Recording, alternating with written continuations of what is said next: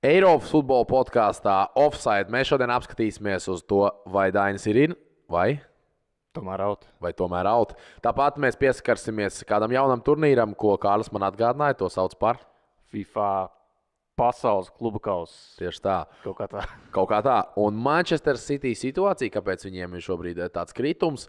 Tāpat savā starpā tikās Katalonijas duelī, ne derbijā, bet duelī. Girona pret Barsu un Turcijā atspārda tiesnesis. Tas laikam nekāds jaunums. Stambulas konvencija, kur viņi aizsargāja. Dāmas un kungi, pieslēdzieties mums, un tāpat būs arī, protams, PlayStation 5 konkurss. Klausies Offside, spied laiku, abonē šo kanālu un aiziet!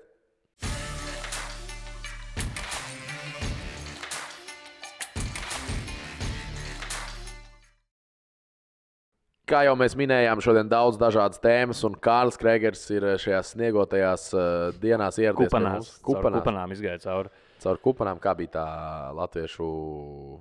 Uzsnīgs neziņš balts. Nē, tā ir kaut kāda klubu kaut kāda. Nevis Nāves ēnā, bet... Nāves ēnā, jā. Tā viena par ciemu. Nē, bļāviens, es tagad noluhojos. Nāves ēnā bija, tur ladus gabals. Es negribu teikt, ka tā bija... Vai tu nedomā to? Nē, kaut kāds skrodoniem silmučos. Nē, laikam tas. Ir limuzīnas Jāņnieks krāsā. Nu jā, labi, viss, es esmu muļķis. Karoči, literatūras skolotāji man tāpatām vienmēr jau... Viņi neskatās šo. Lika trīnieks. Labi, mums par futbolu ir jāparunā. Esam ledu sakausējuši. Mums ir pati svarīgākā tēma pasaulē. Lielās futbola organizācijas, Sport Bibles, The Guardian, ESPN, Sky Sport ziņoja, ka Dainis Kazakevičs ir atlaists. Es domāju, tu pa Jaunzemi piespēli, bet par to mēs jau runājam. Starp citu, vēlreiz atgādinot, fucking visi konti nošēroja to. Ļoti daudz, jā. Man liekas, ka tajā brīdī trūka arī starptautiski kaut kāds skaists vārtagums vai piespēle. Jā, vienkārši viss tā ieliekam, jo daži ielika arī Latvijas karodziņu blakus. Bija tāds, okay. Ieliekam šito čalu no Polijas. Jā. Labi. Dainis out. Viss loģiski. Viss loģiski, jā. Es domāju, ka tika izdarīts liels spiediens no mūsu podkāsta. Es domāju, ka mēs ietekmējam valdes lēmumu šajā situācijā. Jā, mēs vieni no tiem sliktajiem, kas ietekmēja. Man gan bija interesanti. Es pateikšu tikai vienu lietu. Pie mūsu viena no, es negribētu saukt kolēģi, bet pie viena cilvēka, Dainis Kazakevičs bija aizgājis, un Dainim bija viens tāds arguments, kurš teica, man jau nekad neko objektīvi nejautā, man jau nekad neko neprasa, un kur tad ir tās lietas, uz ko atsaukties, un tad, kad īstenībā viņam prasa, viņš uz tiem jautājumiem neatbild. Jā, es redzēju, un arī bija...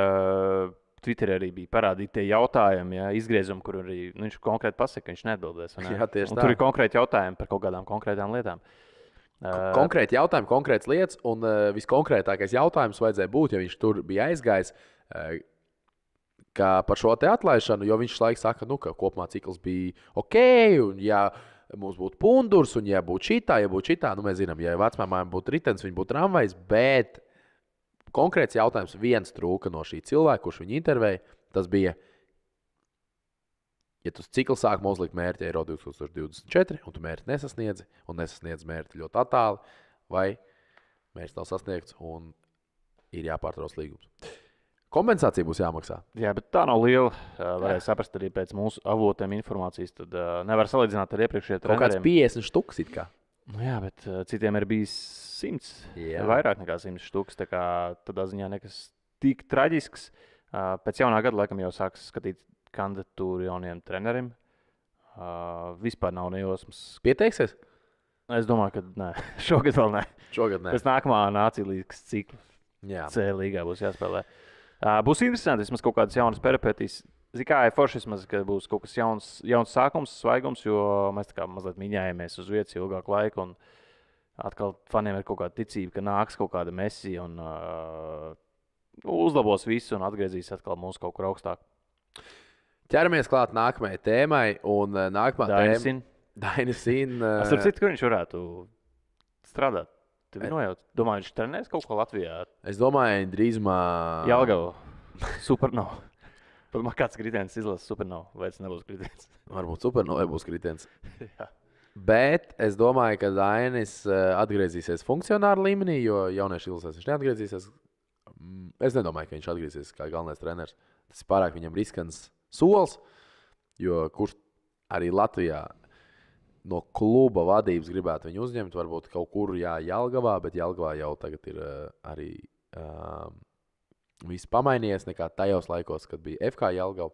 Tāpēc es domāju, ka viņš aizies kaut kur pa funkcionāru, un es nebrīnīšos, jo viņam jau turpinās darbs arī.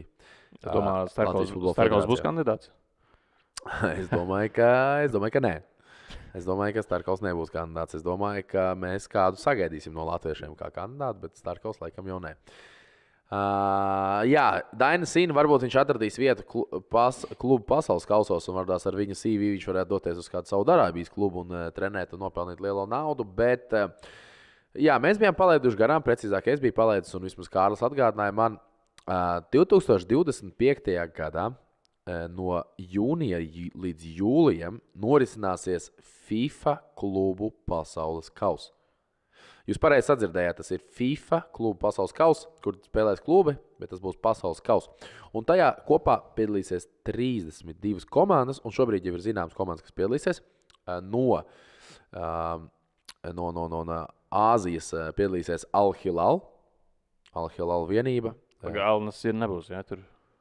Kas? Al-Nasir nebūs. Al-Nasir pagaidām nav. Tur ir vēl 2 pozīcijas, ko ieņemt. Jā, 2 pozīcijas, ko ieņemt. Urawa Red Diamonds, tas ir no Japānas. Tad 2 pozīcijas vēl Āzijai. Ja runājam par Āfriku, tad Āfrikā ir Al-Ahli no Ēģiptes un Casablankas Vidāt. Ļoti labi komanda. Jā, viņiem ļoti labi atbalstītāji. Nē, šeit ir traki. Te Vidāda tiešām fantastiski atbalsts ir, paskatieties Vidāda YouTube. Tad vēl 2 vietas arī Āfrikā ir. Tad no CONCACAF, jeb no Amerikas ir Monterrey, tad no Meksikas Seattle Sounders FC, no Amerikas Savienotām valstīm ir Leon vienība no Meksikas, un vēl vienai būs vieta.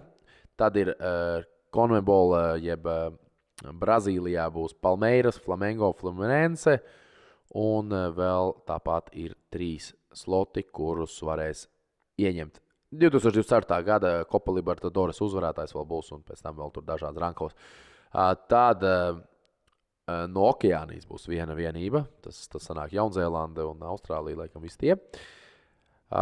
Tur viena ieņems, un tad, protams, Eiropa. Eiropa, kas mums interesē visvairāk, vēl būs CONCACAF vēl vieni. Un tie būs hosti. No Amerikas Savienotajām valstīm redzēs, kur tie būs. Bet UEFA, jeb Eiropā, Londonas Chelsea, kā 2020. 21. gada Champions League uzvarētāji, Real Madrid, kas uzvarēja nākamgad, un Manchester City, kas uzvarēja gadu iepriekš. Tad 3 ir zināmi. Šī gada Champions League uzvarētāji arī būs, un tie nebūs Londonas Arsenal. Es domāju, gribētu teikt Chelsea. Jā, arī Liverpool tā nebūs.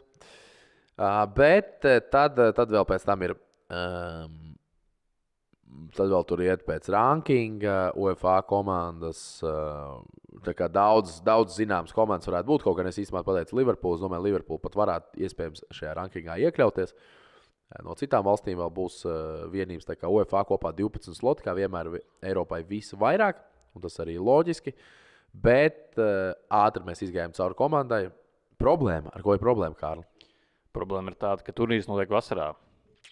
Es sākumā domāju, ka tas būs kaut kas tāds ikgadējs. Es pārskatījos, bet īstenībā pasākums ir paredzēts reizi 4 gados. Tas ir ļoti līdzīgs formāts kā pasaules kausam. Arī līdz šim formāts 32 komandas, grupu spēles, 8-daļfināls un tā tālāk. Principā tas pats, kas katrā tikai ar klubiem šajā gadījumā. Bet problēma tāda, ka līdz ko beidzas sezona, principā jūnijā jau ir jāsāk šis turnīrs. Un, te atkal ir jautājumi, cik tas būs prestižs, kāda būs motivācija spēlētājiem pēc garas sezonas tur piedalīties, kādas būs kompensācijas, kādas būs apdrošināšanas, kādas komandas gal galā tur būs. Teorētiski uz papīra tur varētu būt interesanti. Tas sanāk principā kaut kas līdzīgs kā Champions League, tikai ar citu kontinentu komandām, jo es paskatījos arī citas komandas, kas pēc rankingiem tagad kotējas. Tur ir Barcelona, Madrids Atletico, Dortmunds Brusī. Principā tāda vēl viena Champions League. Tikai ar iesaistītām vēl citām komandām. Paņemsim vēl pārējās pasaules bombzīšas. Jā, bet risks ir atrast to motivāciju un vēlmi pēc garas sezonas to darīt. Un, arī kā komandas vadības uz to skatīsies, jo principā FIFA jau ir nostādījusi klubus vienkārši fakti priekšā, ka šāds turnīrs būs. Jā. Un interesanti būtu, ja komandas atteiktos. Piemēram, viena no tām lietām Spānijas vadošā līga, jeb La Liga, izteica milzīgu kritiku šim te plānam, jo vasarā spēlētājiem ir jāatpūšas, jo ik pēc 2 gadiem notiek lielais fórums, pasaules kausa vai Eiropas čempionāts, kuros izlases spēlētājiem ir jāspēlē. Un šiem te spēlētājiem jau tagad papildus ar Nāciju līgu vēl vairāk spēlē, vēl aktīvā grafika. Atceramies arī, ka Champions League izspēle mainīsies pēc šī gada. Būs vairāk komandu, būs vairāk spēļu. Citādāk izspēle, vairāk spēļu. Līdz ar to, kas notiek futbolā, vairāk spēļu, un tas nozīmē arī, ka vairāk traumu. Viss rezultējās traumās, un spēlētāju veselība tiek iedragāta, un La Liga solīja arī, ja gadījumā kas, tad varētu arī ņemt un ar šo situāciju tiesāties un mēģināt bloķēt šo te turnīru. Tā kā līdz šim te turnīram vēl ir jānodzīvo un viņam vēl ir jānotiek. Mēs esam pēdējos gados redzējuši, ka futbols ļoti strauji mainās. Tad Superlīgu pieņem, tad viņi atceļ. Tad Champions League ātri paziņo, ka turnīrs mainās, tad pēc tam viņi pārorganizē vēl tās izmaiņas. Tā kā mēs esam daudz redzējuši izmaiņas. Šobrīd ir tāda ledus ir sakustējies, kurš pārņems tādu futbola vadību. Nu, un mēs redzēsim arī šajā te sakarā. Kopumā man ideja patīk, bet es vairāk gribētu varbūt tās mazāku to turnīru. Ar mazāk komandām. Ar mazāk komandām, ar 16 komandām varbūt tās. Jo 32 komandas, ko tas nozīmē. Pat varbūt ne 16, 8 komandas, nezinu, ko. Principā, bet tas sanāk gan riskā jau bija laikam ar 8. Nu, kā bija atceries tas, kad uzvarot Champions League? Nu, labi, UEFA tur ātrāk. Varbūt tās šī situācija. Varbūt tas, ka Eiropas klubi pieslēdzās kaut kur uz play-off, uz ceturdaļfinālu. Jo, nu, skaidrs, ka pasaules labākie spēlētāji spēlē Eiropas klubos. Tad tie Eiropas klubi pieslēdzās kaut kur uz ceturdaļfinālu. 4 Eiropas klubi pieslēdzās uz 4 ceturdaļfināliem pret pārējo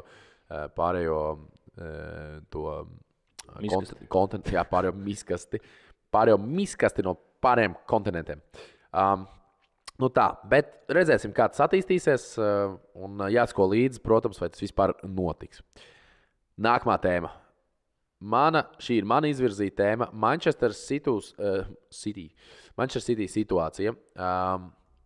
Šobrīd tāda netipiska situācija Manchester City. Es nezinu, jāskatās, kad tas pēdējo reizi bija noticis, bet Anglijas Premjerlīgā viņi 4 spēles pēc kārtas nebija uzvarējuši.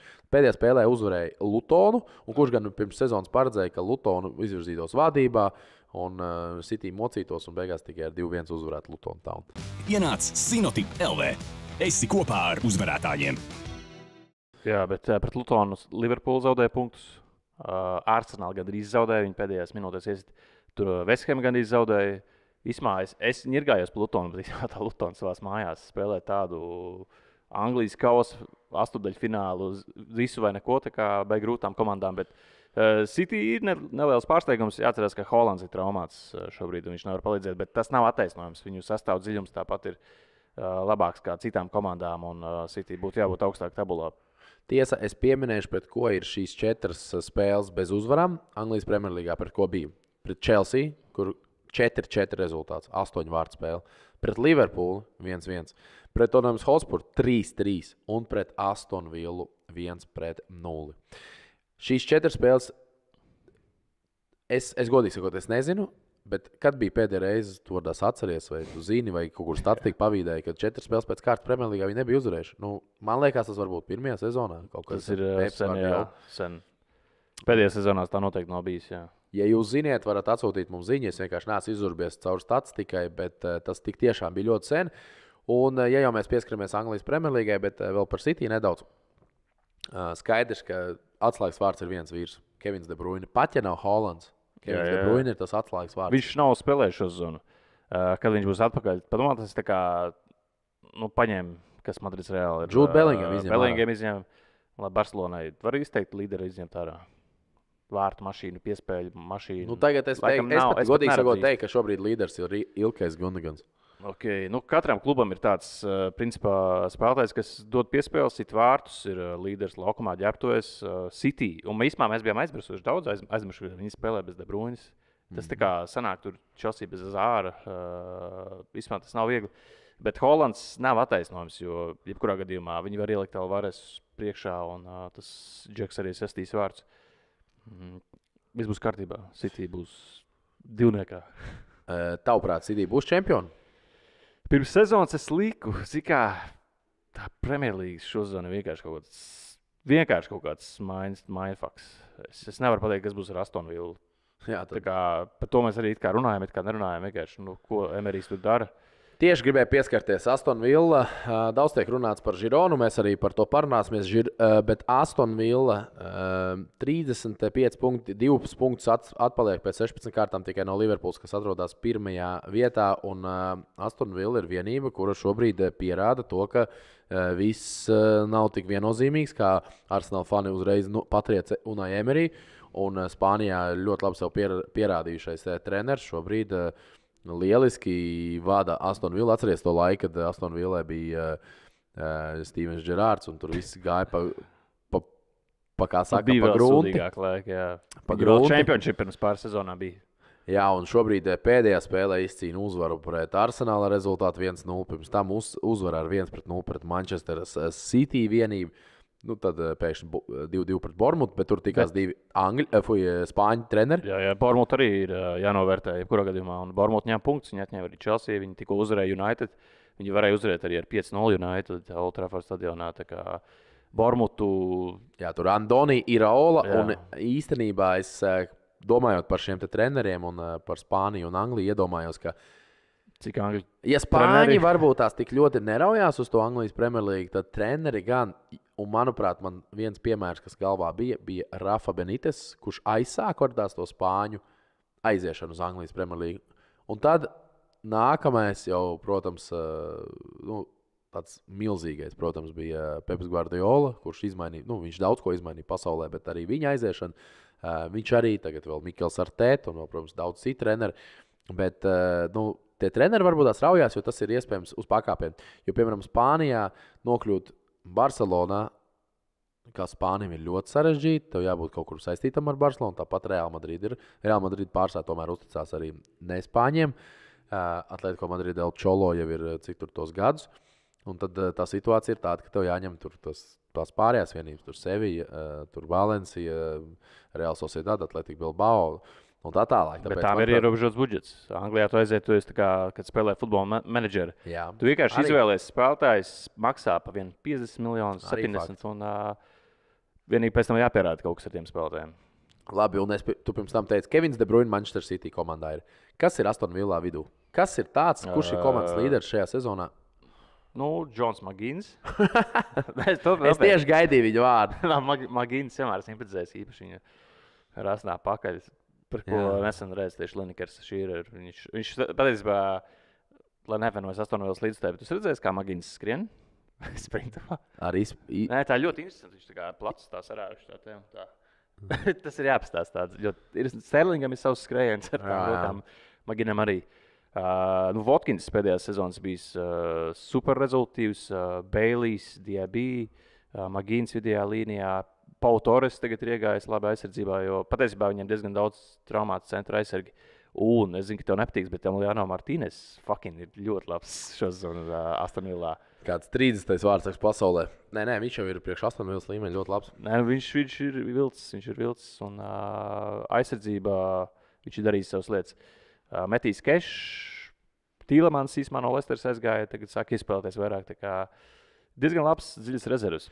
Ja pieskārāmies šim te, negribās Aston Villa nosaukt par mazu klubu. Viņi ir uzvarējuši Eiro Champions League. Jā, tāpēc negribās tā viņus nosaukt. Viņi arī dziedāja pret Arsenālu. Kārtējo reizi šo dziesmu. Bet Spānijas čempionātā vēl tomēr, tā gan ir daudz mazāk vienība. Girona 4. sezona Spānijas čempionātā, 7. duels La Ligā pret Barcelonu un 1. uzvara. Un kas notiek pēc 16 spēļu kārtām? Tas ir gandrīz vidus. Pēc 19 spēļu kārtām būs ļoti interesanti paskatīties. Šobrīd Gironai 41 punkts.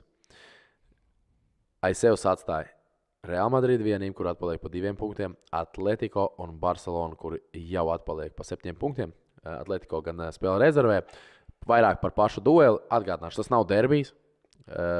Barcelonas derbijs, un tas arī līdz ar to ir Katalonijas derbijs, ir Espaņola pret Barcelonu. Ja 7 reizes klubs savā laikā ir tikušies un vēl pāris pārbaudas spēles, nu vēl par derbiju mēs to lūdzu nesauksim. Bet ir kāds, kas savs? Bija, Sportcentrā bija Katalonijas derbijs. Bet.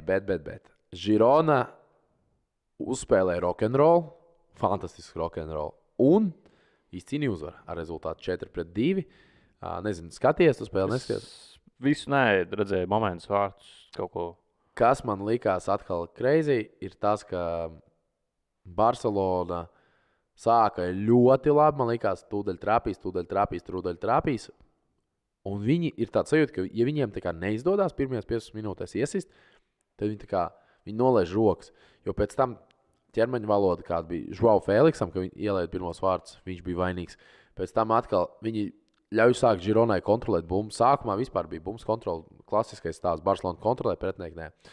Un tad Girona sāka pārņem, bet ir tāds sajūta, ka vienā brīdī atkal tai Barcelonai vajag salauzt to spēli, paņemt bumbu zem kontrols un sākt taisīt to savu ripināšanu.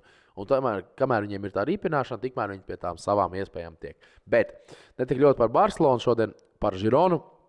Kristians Stuani turpina kļūt par klubu rezultīvāku, visu laiku rezultīvāku spēlētāju. Viņam jau 22 vārti. Viņš tik ilgi tur spēlē Gironā. Jā, viņam ir tagad 3 sezonas, viņš pirms tam vēl spēlēja Gironā. Es atceros, ka viņš bija Itālijā, viņš nebija Anglijā arī. Stuani bija Middlesbrough komandā nebija. Stuani bija Middlesbrough, jā, pareizi atceries. Un viņš bija arī Espaņola. Itālijā viņš nebija, ne? Itālijā viņš bija Reggio Calabria. Okay. Itālijas A sērijā. Bet 7. sezona viņam, jā.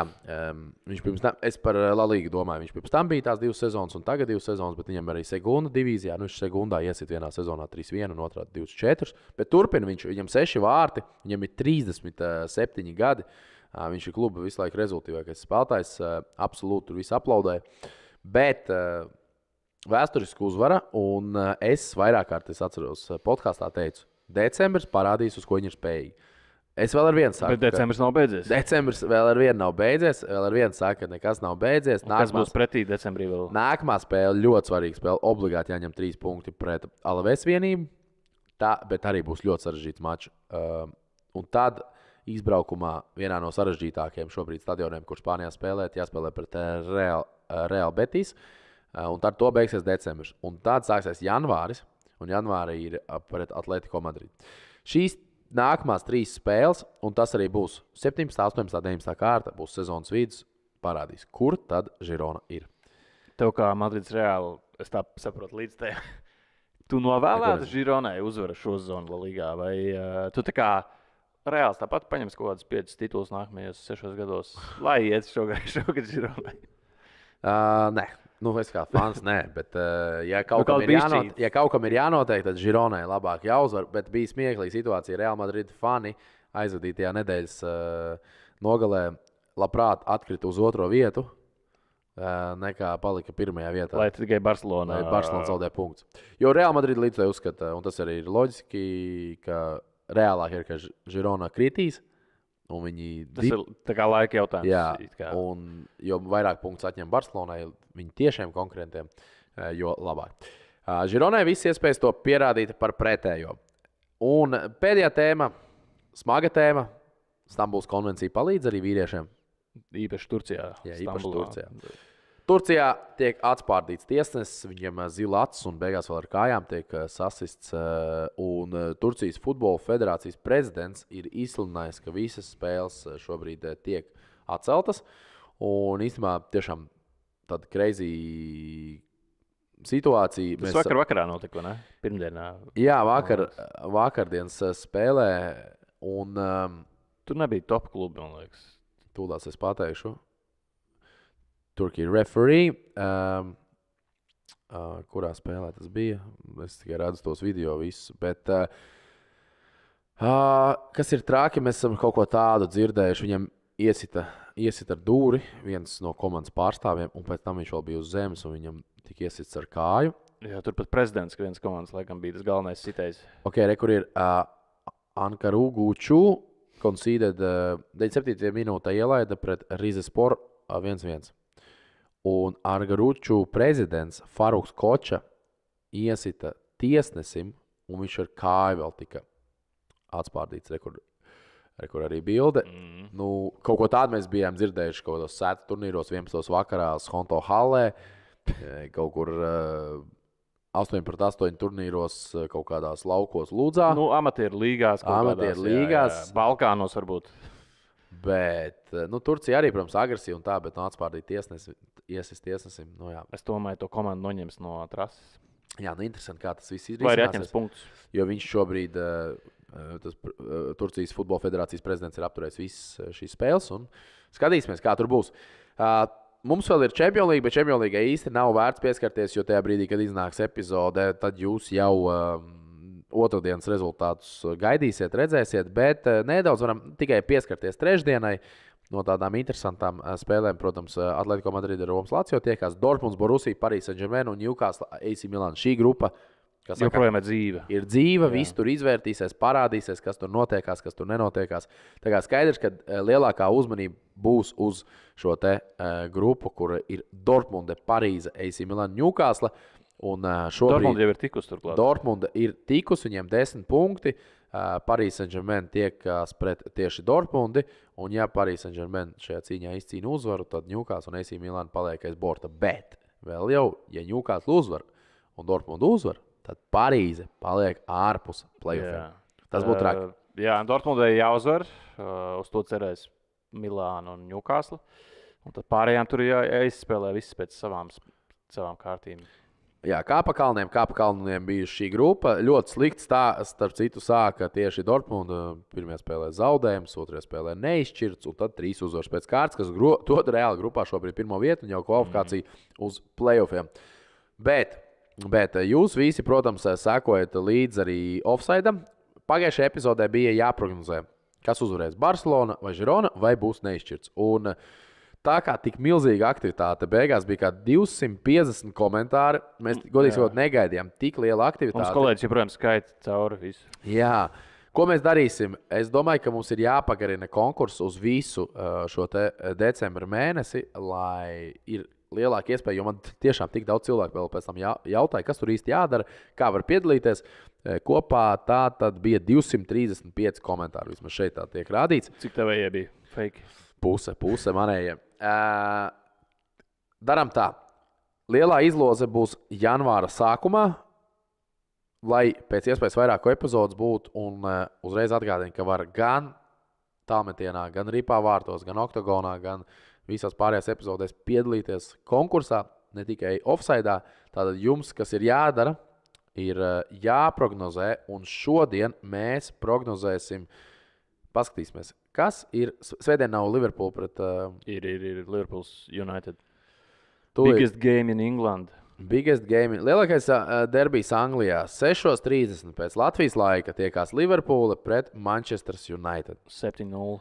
Pagājušajā gadā bija. Jā, pēdējās spēlēs ir vienkārši nospiedošs pārsvars Liverpoolai. Jā, United tur vienu spēli 2-1 uzvarēja, bet atceramies 7-0 pagājušajā gadā. Tātad, ko jūs darat? Jums viss, kas ir jādara, lai piedalītos konkursā, un tas ir pats svarīgākais. Jums ir jāabonē kanāls, ja neabonēsiet, tad, diemžēl, jūs konkursā nedrīkstat piedalīties. Jums jāspiež laiks šim video, un komentāros jāraksta viens. Un atceramies, YouTube komentārā jāraksta uzvarēs Liverpool, vai uzvarēs Manchester United, vai arī, ja uzskatāt, ka būs neizšķirts, rakstiet neizšķirts. Tad 3 varianti. Liverpool, Manchester United, neizšķirts. Abonējiet, laikojiet un rakstiet komentārus. Un piedalieties konkursā, lai uzvarētu 5. place un sev decembrī nedaudz iepriecināt savu otro pusīti, ka jūs tagad 24 stundas sēdēsiet pie plēšu. Arī vienam pašam labi uzspēlēt plēs. Vara, tieši tā. Tu zini, kāpēc United vajadzēja nopirkt Mudriku vai Zonanā? Nē. Jo United būtu vairāk sausās spēles, tad vārtos. Ok. Dziļi, saprati? Nesaprotu. Jo Mudrikam ir sausās spēles. Šie joki Premier League. Premjerlīgas joki, ja skatās Premjerlīgu un sako līdzi. Nē. Vēl pēdējais, es tikai no rīta. Joku vācelīt, tur nav joki. Nu, davai. Es nesaprotu, kāpēc Mikelu Arteta. Nē, šis nav joks. Šauj ārā joku. Mikels Arteta, zini, kāds tiek saukāts? Nezinu. Tu zini, iesaukt jauno. Īpaši ne Arsenal fani, bet tur Tottenham, Chelsea. Crybaby? Lego head. Nu, viņam ir tāda jocīga. Viņam tāda jocīga māte. Es arī iegooglēju, Lego figūriņas. Viņa pastāst Lego figūriņu, kurai tie tumšie mati reāli izstās pēc Artētas. Pastamies Lego head Artēta. Nu jā.